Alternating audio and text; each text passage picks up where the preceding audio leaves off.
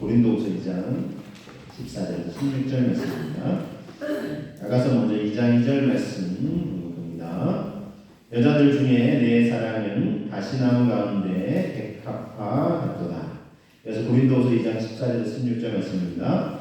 항상 우리를 그리스도 안에서 이기게 하시고 우리로 말미암아 각 처에서 그리스도를 아는 냄새를 나타내시는 하나님께 감사하노라.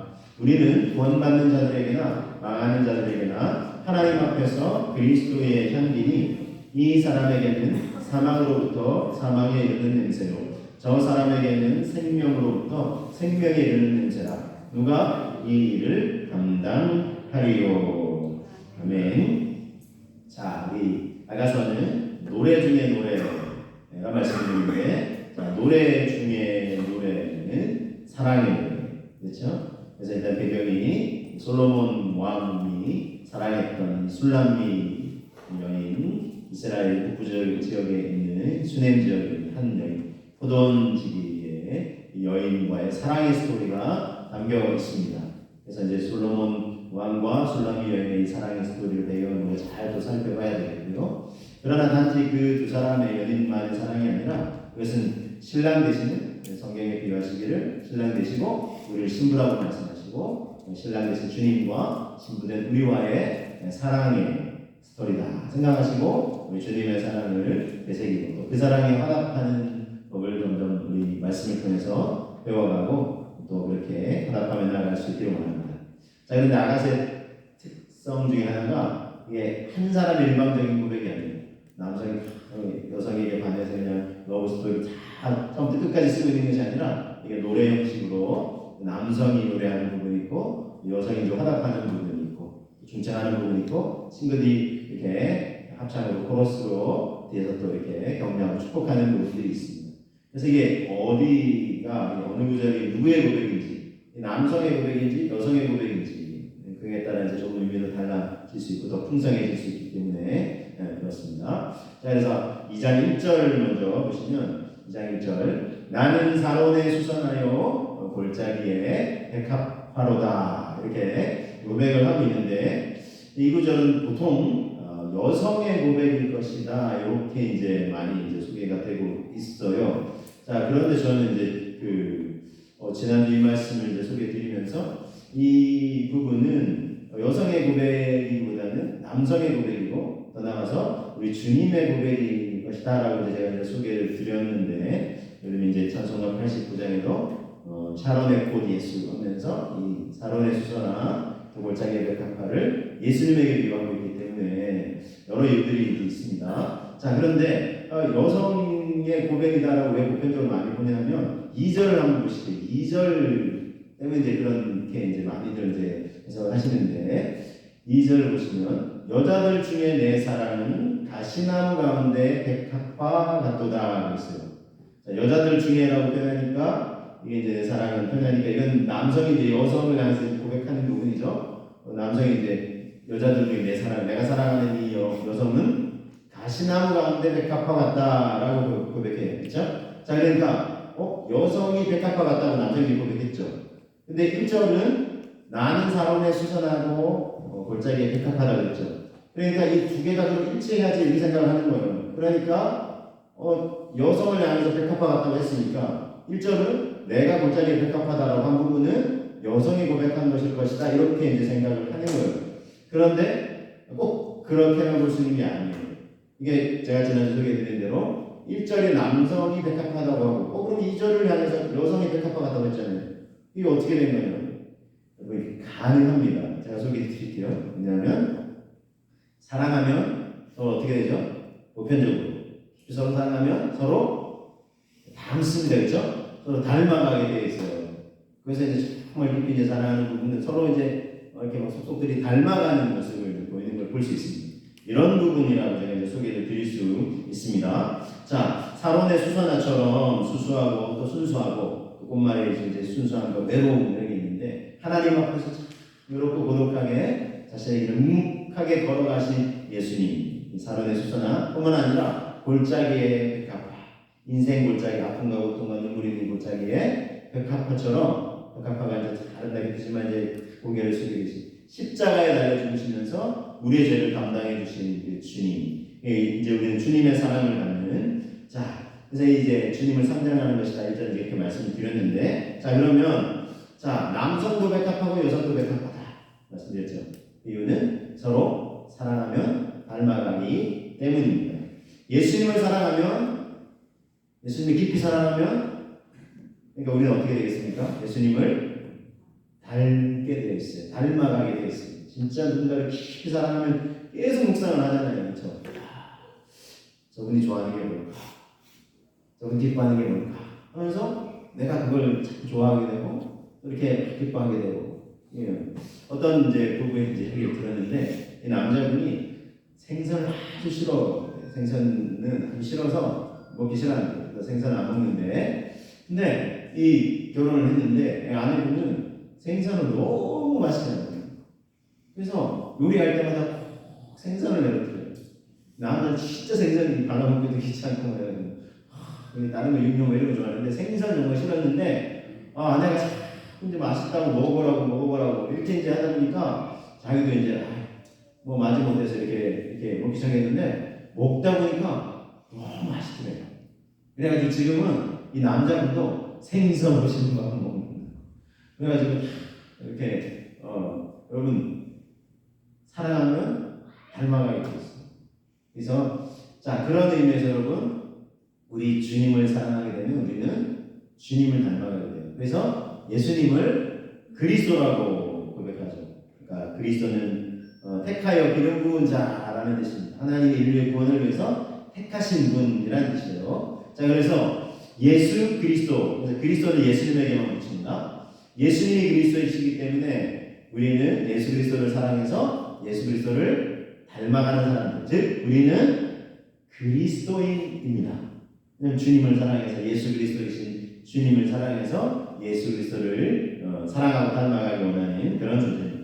사도행전 11장의 말씀 좀 소개해드릴게요. 사도행전 11장 24절 25절 말씀인데 바나바는 착한 사람이요 성령과 믿음이 충만한 사람이다. 이에 큰 무리가 죽게 더하여 지더라. 바나바가 사울을 찾으러 다소에 가서 그리고 26절입니다. 만남에 안디옥에 데리고 와서 둘이 교회에 1년간 모여 있어 큰 무리를 가르쳤고 제자들이 안디옥에서 비로소 그리스도인이라 일컬음을 받게 되었더라 그랬어요.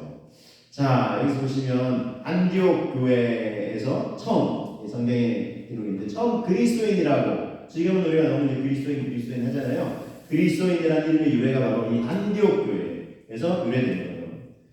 그래서 안디옥 교회에서 사람들이 비로소 그리스도인이다라고 주변 사람들이 이렇게 불러주게 되는 것입니다. 여러분 왜 어떻게 이제 이들은 이 안디옥 교회 교인들은 성도들은 그리스도인이라 불림을 받았을까요? 그들은 온통 그리스도로 가득했기 때문에 그들 안에는 그리스도로 가득했기 때문입니다. 여러분 일제치하에서 온갖 이제 모진 고문과 고통을 당하셨던 최공석 목사님이 본명이신데 이분은 이제 최권능 목사님으로 많이 알려져 있어요. 교회사에 이제 복음을 전하면서 권능이 많이 나타났다 해서 이제 주변에서 최권능 목사님 이렇게 이제 소개가 되고 있는데 오직 예수 천당 이렇게 이제 외치시다가 또 일본 경찰들에게 모진 고문을 받으시게 됐어요. 고문을 받으시면서도 일본 경찰들이 막 회유하는 거죠. 당신이 이렇게 외치는 예수 그러는데 예수를 더 이렇게 안 믿겠다고 하고 예수 이름을 외치지 않으면 이제 고문받을 그렇게 풀려나게 해주겠다. 그렇게 회유를 했음에도 불구하고 이 최건능 목사님은 나는 예수를 외칠 수밖에 없다. 오직 예수 전다 무신지옥. 물론 여러분이 예천당 무신지옥 지금 이 세대에서는 이제 그렇게 전도하는 게 오히려 이제 역효과가 나기 때문에 그렇죠. 그렇지만 그걸 막 그렇게 하시는 분들을 너무 이렇게 막 심하게 비난할 필요는 없어요. 왜냐하면 그분들은 그분들이 나름 한 영혼이라도 이게 지옥불에 떨어지는 구원을 인도해야지 하는 그 열정어린 마음을 이렇게 섬기는 거죠. 다른 방법은 내가 모르겠고 이렇게라도 한 영혼이 경각심을 얻고 주님께 돌아오게 해야 되겠다. 그런 마음 생기십니까? 어쨌든 이제 일제치하에서 이렇게 오직 예수를 외치시니까 일본 경찰들 순사들이 도대체 예수가 뭔데 그러냐? 예수님은 우리에게 구원을 주시고 생명을 주시는 분이죠. 그래도 이렇게 모진 고문을 받는 왜 이렇게 계속 예수만 외치냐? 그 이유가 있어. 나는 오직 예수로 가득 차 있기 때문이야. 예수로 가득 차 있으니까 콕 찌르고 고문하고 해도 예수밖에 안 나온다는 거예요. 여러분 나름 참 우리에게 주시는 감동이 있겠죠? 예수로 가득 차 있어요. 여러분 우리는 무엇으로 가득 차 있습니까? 무엇으로 가득 차 있습니까? 다른 스토리인데 이야기인데 여전도에 어떤 남자들도 많은 것도 없고 모이면 그리스도인임에도 불구하고 하나님 주신 은혜 사랑 이렇게 나누는 사람들도 있지만 세상 사람들과 별반 다를 게 없어요. 어느 아파트가 얼마나 올라가고 가격이 얼마고 그걸 사도 써야 되는데 그래야 내가 부자야 되는데 하면서 온통 그 얘기만 하는 거예요. 물론 우리가 재정이나 돈에 대해서 무관심해야 되는 게 아니에요. 필요하죠. 그렇지만 온통 주님 얘기는 없어요. 말씀 얘기는 없어요. 삶의 이야기는 없고 온통 아파트 얘기. 그래서 여러분들 그렇게 모이다가 이제 예배가 됐는데 이제 예배를 이제 순서로 진행하잖아요. 이제 성경 공부가 시간이 됐는데 그날 이제 시편 말씀이 시편 119편 105절 말씀. 그래서 이제 말씀을 공부하는 사람이 오늘의 말씀을 공부하겠습니다. 오늘의 말씀은 시편 119동 105호입니다. 이거 온통 아파트가 앉아 있으니까 깜빡자기가 아차차 하는 거예요. 이 시편 119동 105호. 여러분 이게 우스개 이야기지만 이게 가득 차 있는 게 나오는 데 있어요. 그렇죠? 사람은 이렇게 영어에 보면 인풋이 있어요, 아웃풋이 있어요. 그러니까 내 안에 들어와 있는 게 여러분 나가게 돼 있어요. 이거 예수님 이야기도 해요. 그래서 안식 일 때 배고프 제자들 배고파니까 막 미리 싹 주어서 먹고 하니까 막 바리새인들 안식일에 막 이렇게 이런 거 한다고 율법도 어긴다고 하면서 예수님이 하신 말씀 사람의 이게 입으로 들어가는 게 들어온 게 아니라 사람이 입에서 나오는 게 들어온 거 하면서 너희 마음에 우리 마음에 온갖 미움, 악독, 거짓, 탐욕 이런 게 다 가득 차 있잖아요 하면서 예수님이 하신 말씀이기도 해요. 어쨌든 여러분 우리 안에 그러니까 무엇으로 가득 차 있는지 그리스도인이잖아요. 그러면 물론 다른 것이 또 함께 들어가 있을 수도 있죠. 아까 말했듯이 돈도 필요하고 집도 하나 사야 되고 이런 게 필요하죠. 그러나 이게 내 마음에 우선 표현을 해야 되면 지분이 가득 차 있으면 안 되잖아요. 예수님을 밀어낼 정도로. 그렇죠? 우리 그리스도인은 가장 큰 지분을 차지하는 게 예수 그리스도이셔야 할 줄로 믿습니다. 예수님으로 가득 차야죠. 그래야 그리스도인이라 일컬음 받는 게 부끄럽지 않죠. 근데 그리스도인이라 하면서 이름은 그리스도인인데 내 안에 그리스도가 아니죠. 다른 걸로 가득 차 있고 그러면 안 되지 않겠습니까? 여러분 이제 또 들어보셨을 이야기인데 나폴레옹 이제 장군이 혼자가 이제 유럽을 대륙을 점령을 하려고 이렇게 얼마나 많은 군사들이 그러고 이렇게 했습니다. 그러면서 이제 또 한 곳에 전쟁을 치르면서 이제 또 안 하는 곳에는 이제 또 막사에 이제 또 병사들이 전쟁에 쉬고 그래야 또 가서 싸우고 하니까 그 막사에서 병사들이 이제 쉬고 있을 때에 이 나폴레옹 장군이 병사들을 어떻게 지내고 있나 한번 이렇게 쫙 둘러봐야 되겠다 하고 이제 주변에 이제 장군들하고 둘러보는데 한 막사에서 이런 소리가 들려요. 나폴레옹 이 자식 거짓말쟁이 이게 도둑질 정말 이 나쁜 녀석 너무 기이나 나폴레옹 장군이 그래가지고 누구냐고 이렇게 그래서 막 끌어냈어요. 왜 이렇게 장군을 욕하냐고 주변의 장군들이 이제 화가 나가지고 이 황제 폐하를 욕하냐고 이렇게 제가 말한 그 나폴레옹은 폐하가 아니라 나폴레옹이라는 이름 똑같은 이름을 가진 폐하와 똑같은 이름을 가진 병사입니다. 진짜냐 하니까 알아보니까 진짜냐 나폴레옹 똑같은 이름을 가진 병사예요. 당장 내려와라 나폴레옹 이제 폐하 앞에 무릎을 꿇치고 네 이름이 나폴레옹 제 이름이 나폴레옹 네가 이렇게 거짓말하고 도둑질하고 그렇게 이게 평판이 나빠서 되겠네. 죄송합니다. 죽을 줄 알겠습니다. 불쌍히 여겨주십시오. 긍휼히 여겨주십시오.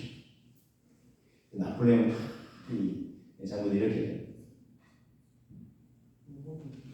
너에게 두 가지 선택지가 있다. 너의 이름을 바꾸든지 아니면 너의 삶을 바꾸든지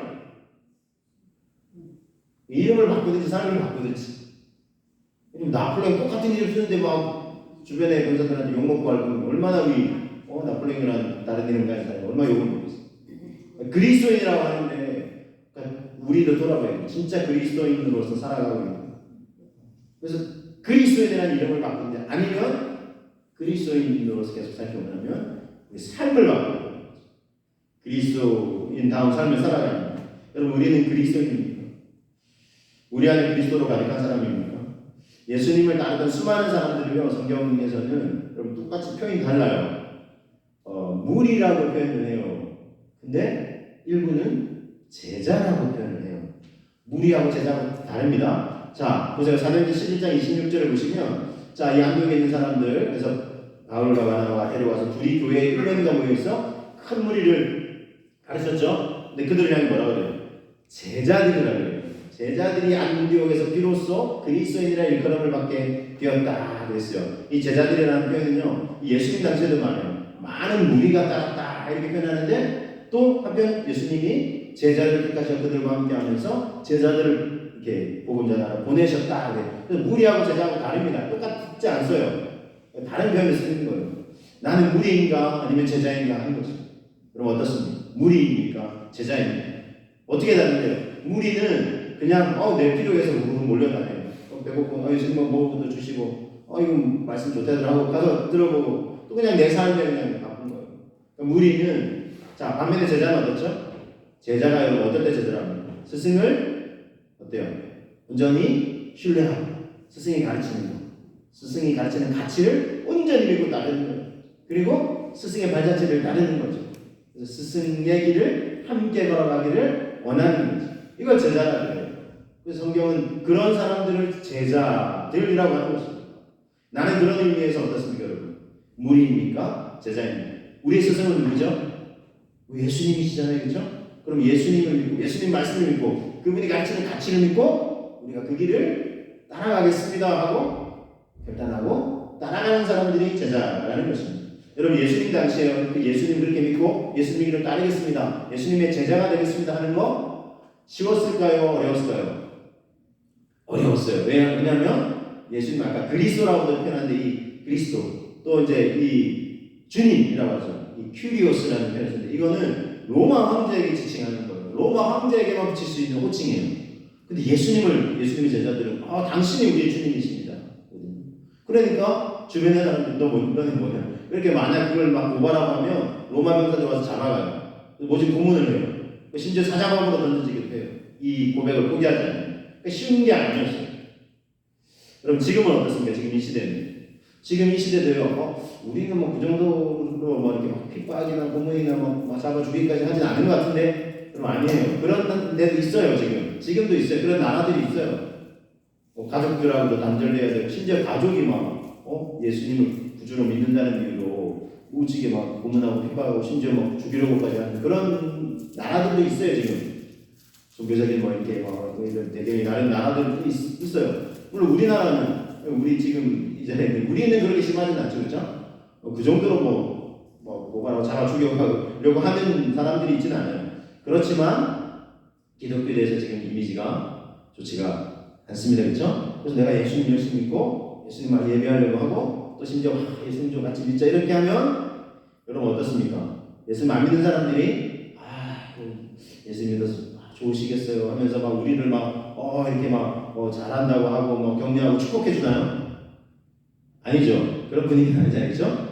예수 믿는 사람들은 조금 이상한 사람 취급을 하고, 그렇죠? 좀 오해를 모르니까 예수 믿는 게 어떤지 모르니까.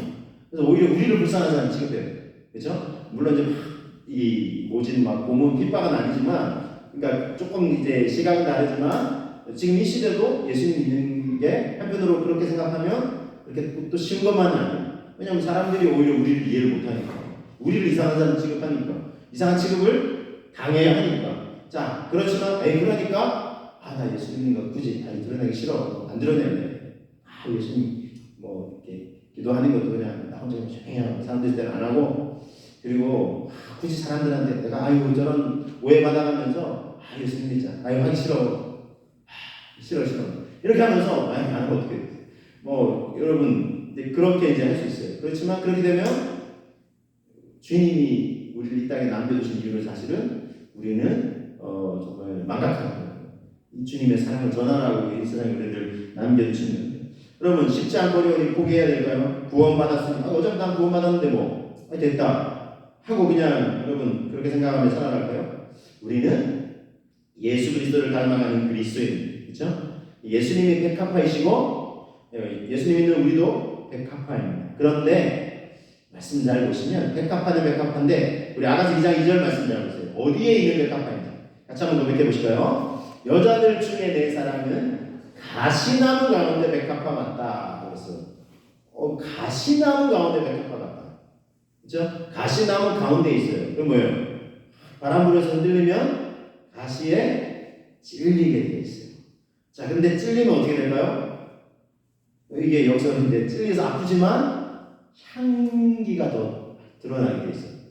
자, 그래서 여러분 백합화 가시나무 속에 있으면서 찔리지만 향기가 드러납니다. 여러분 백합화의 향기는 뭐 예수님을 백합화 하셨습니까? 예수님의 향기. 그래서 우리는 이렇게 두 번째 소개해드릴 수 있어요. 그리스도의 향기다. 그리스도의 향기.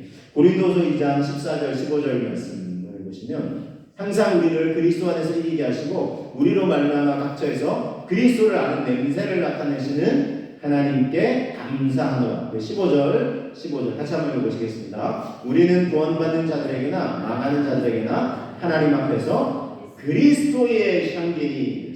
자, 우리는 그리스도의 향기라는 것입니다. 백합의 향기가 너무 향기롭다고. 백합꽃의 향기가 너무 향기로운데, 그런데 가시나무 속에 있으니까 그 찔리니까 그 향기가 더 발산이 되는 거예요. 널리 이제 퍼지게 되는 거죠. 그래서 여러분 마찬가지로 우리 인생이요 이렇게 저렇게 찔림을 당할 때 아픔과 고통이 찾아올 때 이게 역설적이게도 오히려 더 향기가 드러나게 되어 있어요. 그래서 여러분 아픔과 고통을 겪은 사람들이 오히려 또 다른 아픔과 고통을 겪은 사람들을 위로해 줄 수 있는 위로의 사람들이 될 수 있어요. 여러분 한 번도 어려움을 겪어보지 않은 사람이 있어요. 근데 내가 참 아파요, 힘들어요. 근데 그런 사람이 그건 뭐 힘들다 그래요 하면 여러분 위로가 되는 게 안 됩니다. 안 돼요. 왜냐하면 지는 한 번도 아픔을 겪어보지도 않았으면서 나처럼 외롭거나 힘들거나 뭐 하지도 않았으면서 제가 무슨 위로를 한다 그래? 속으로 우리 그런 생각이 들고요. 그렇죠? 근데 여러분 나와 비슷한 또는 나보다 큰 아픔과 상처를 겪은 사람이 있는데 그런데 또 이제 주님 은혜를 체험하고 잘 이제 극복을 했어요. 그런 사람이 나에게 기도하겠습니다. 많이 힘드시죠? 하나님 위로해 주실 거예요. 여러분 내가 지금 물론 아프고 힘들지만 나보다 더 크고 정말 어려운 아픔과 고통을 겪었어요. 근데 그걸 주님 안에서 잘 위로하고 극복을 하신 분이 그렇게 따뜻한 말을 건넬 때 우리 위로가 되는 것입니다. 그래서 여러분 찔림을 당한다는 게 너무 아프고 고통스럽지만 또 한편으로는 그것이 아름다운 향기를 드러나게끔 하는 그런 도구가 된다는 것입니다. 여러분 인생에서 어떤 아픔과 상처와 고통을 겪으셨습니까? 그 아픔과 찔림으로 고운 향기가 더욱 널리 퍼지게 될 것입니다.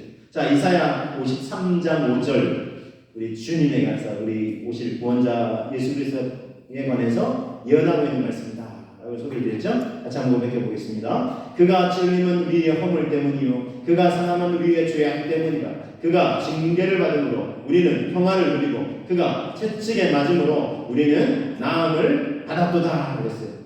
그래서 예수님의 찔리심 우리의 허물 예수님이 상하신 것 피를 흘리신 것 우리의 죄악 때문에 예수님이 징계를 받으신 우리는 평화를 누리고 하나님과의 관계 화평을 누리고 사람들과의 관계도 화평을 추구할 수 있게 되고 그가 채찍에 맞으심으로 우리는 나음을 입게 된 것입니다. 예수님이 찔리셨기 때문에 우리가 구원을 얻고 화평을 누리고 나음을 얻게 된 것입니다. 예수님이 찔리시지 않으셨다면 우리의 구원도 물론 하나님 다른 방식으로도 원하시겠지만 예수님에게 찔리심을 통해서 구원하시기로 하나님께 작정하셨고 예수님도 그 하나님 아버지의 뜻에 순종하셨습니다. 지난주도 말씀드렸지만 이게 쉬운 일이 아니잖아요. 육체의 몸을 입고 오셨잖아요. 찔림을 당한다면 얼마나 고통스러우셨으면 겟세마네 동산에서 그렇죠? 아버지 할 수만 있거든 이 잔을 내게서 옮기시옵소서. 그러나 나의 원대로 마셨고 아버지의 원대로 되기를 원하나이다. 힘들었어요. 예수님 쉬운 거 아니에요. 하나님 아들이시니까 아이고 뭐가 어렵겠어요. 아니 육체를 입고 오셨잖아요.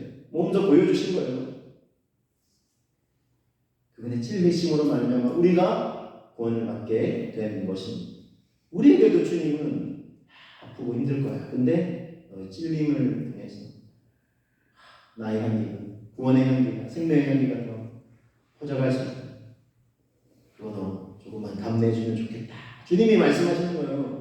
그래서 여러분 그리스도인은요 마냥 쉽고 즐겁고 행복하기만 하는 거 아니에요. 때는 어렵고 때로는 무거운 짐을 져야 되고 때로는 어떤 일들도 감당해야 되고 안 하면 편하죠. 그러나 하나님이 우리에게 맡겨주시는 거. 그래서 예수님이 이렇게 십자가에 예수님 같은 십자가 똑같은 십자가를 질 수는 없어요. 인류 대속을 위해서 희생제물이 되어야 되는데 근데 우리에게도 그냥 작은 십자가 맡겨주시는 거예요. 사명을 맡겨주시는 거예요.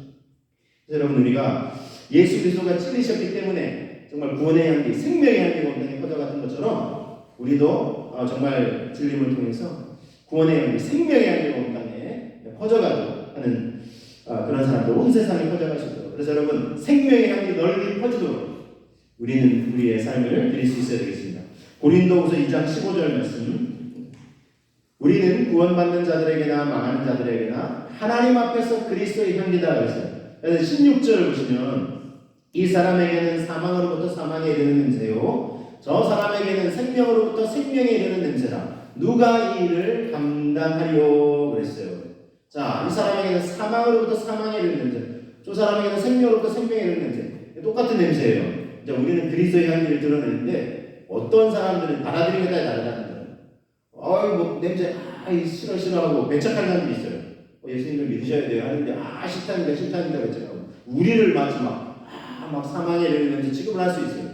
근데 어떤 사람은 그걸 받아들이는 사람에게는 이건 생명으로부터 생명에 이르는 냄새라는 거예요. 그래서 사람들로부터 반응이 다르죠. 그래서 사실은 예수님의 향기를 드러내는 삶을 살겠다 다짐하고 본격적으로 그런 삶을 살아가는 것도 쉬운 일이 아니에요. 왜냐면 누가 이걸 감당하려고. 근데 나는 싫어. 그러니까 사람들한테 그런 거 지금 당하는 것도 싫고 뭐 전해봐요. 반응이 저렇고 싫어. 귀찮고 다 싫어. 여러분 이러면 누가 이를 감당하겠어요? 온통 그러면 그죠? 그럼 누군가는 감당해야 하는 것입니다. 그래서 여러분 사람들의 반응이 다를 수 있고 때로는 나를 그것 때문에 싫어하고 이렇게 멀리 할 수도 있지만 내가 이 생명의 향기를 계속 널리 퍼뜨려야 하는 사명이 우리에게 있다는 것입니다. 우리 아까 그 특성도 사명 하셨는데 그렇죠? 예수님이 걸어가신 십자가의 길, 사랑의 길, 헌신의 길, 순종의 길, 희생의 길 나도 주님 사랑하기 때문에 나도 걸어가기 원합니다. 이 고백이잖아요. 그렇죠? 그래서 여러분 누가 이 일을 감당하겠어요? 힘드니까 신경 쓰니까 하기 싫으니까 하지 않으면 누가 하겠습니까? 주님은 이사야 선지자를 부르실 때요 이사야 선지자는 자신을 보내주시기를 자원했어요.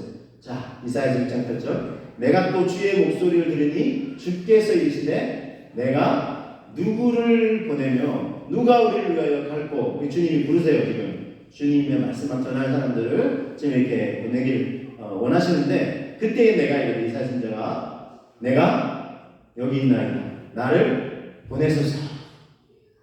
이걸 말씀을 다른 사람에게만 적용하는 사람이 있어요. 주님 저 사람 좀 보내시면 안 돼요? 저 사람 보내세요. 정말로 저 사람 보내시라니까요. 저는 싫어요. 저 사람 보내세요. 저 집사님 보내시고 저 보내시고 저 목사님 저 성교사님 보내세요. 저는 그냥 뒤에서 기도만 할게요. 때로는 물론 여러분 물론 좀 어렵고 힘든 성교지고 가고 그런 데 있어요. 지금 이 세상에는요 여기저기 사망의 냄새가 진동해요. 폭력과 다툼, 전쟁 등 사망의 냄새가 세계 지금 퍼져갈 때에 우리는 더욱 생명의 향기를 드러내는 사람들이 되어야 되겠습니다. 근데 꼭 전쟁터가 아니라도 그런 진짜 미사일 총탄이 날아가는 전쟁터가 아니더라도 우리 주변에서요 미움, 다툼, 분열, 사망의 냄새가 진동하는 세상 속 살아가고 있는 것 같지 않으세요, 여러분? 진짜 생각해보세요. 미움과 다툼과 분열은요 꼭 전쟁터입니다. 우리 주변에 있어요. 가정에 있어요. 그렇죠? 가족들 안에 있어요. 우리 이웃들 안에 있어요. 직장 속에 가보세요. 서로 격려하고 축복하는 사람들만 있으면 얼마나 좋게요. 안 그래요? 그렇죠? 자기만 얼마나 요력거리가지고 뭐 힘든 일에서 싹 빠져나가는 사람들도 있고요. 뭐 힘든 건 나는 그런 거 생각 안 했는데 막 내가 나중에 먼저 순진했던 거예요. 그 사람은 자기 힘들고 뭐 당직 있을 때 막 이상하게 시간을 막 이렇게 저렇게 해가지고 힘든 거 싹 빠져나가고 죄송해요. 진짜 그냥 리얼하게 표현하면 미워서 그냥 뒷말 안 할게요.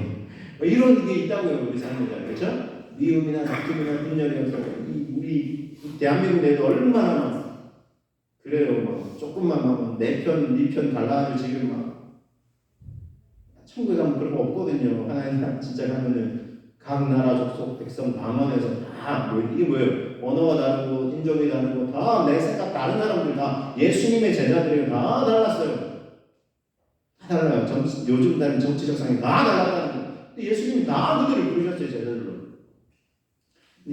지금 우리는 내 편, 네 편 갈라가지고 막 미움 같은 분열이 가득한 세상을 살아가고 있어요. 저는 이거 사망의 냄새가 진동하는 세상 속에서 사랑, 화해, 화평등, 생명의 향기를 널리 퍼지게 하시는 여러분 우리가 하나님의 사람들이 되어야 되지 않겠습니까?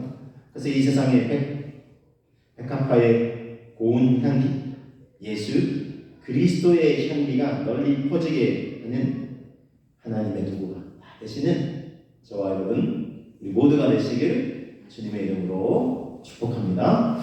우리 이렇게 될 수 있도록 한번 기도할 수 있기를 원합니다. 주님 참으로 가시밭에 백합화처럼 찔리지만 고운 향기가 우리를 통해서 드러날 수 있기를 원하고 생명의 향기 그리스도의 향기가 우리 그리스도인으로서 널리 퍼질 수 있도록 주님께 드립니다. 아직도 이 주님 사랑 알지 못한 사람들에게 우리 가족 우리 또 이웃들에게 그리스도의 향기 생명의 향기 드러내는 삶 되게 하여 주옵소서. 우리의 헌신 고백 기뻐받아 주옵소서. 우리 함께 기도하며 나가겠습니다. 기도합니다. 주님